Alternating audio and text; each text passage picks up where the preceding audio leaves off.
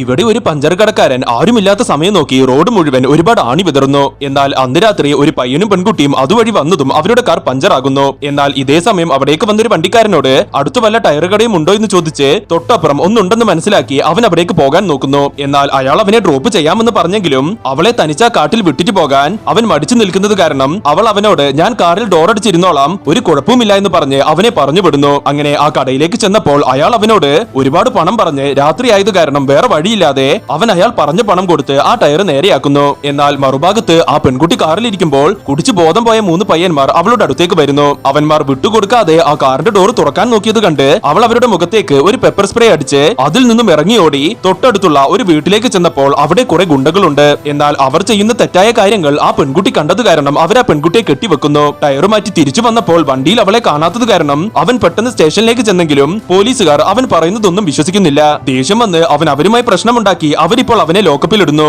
എന്നാൽ ഇതേ സമയം അവരുടെ ഹയർ ഓഫീസർ ആ വഴിക്ക് വന്ന് അവന്റെ കാറ് പരിശോധിച്ച് അവൻ പറഞ്ഞത് സത്യമാണെന്ന് മനസ്സിലാക്കി അവിടെ മുഴുവൻ അന്വേഷിച്ച് ആ ഗുണ്ടകൾ ചേർന്ന് ആ പെൺകുട്ടിയെ ഉപദ്രവിക്കുന്നതിന് തൊട്ടു മുൻപ് അവർ അവിടേക്ക് ഓടിച്ചെന്ന് ആ പെൺകുട്ടിയെ രക്ഷിച്ച് അവളെ ഹോസ്പിറ്റലിൽ എത്തിക്കുന്നു.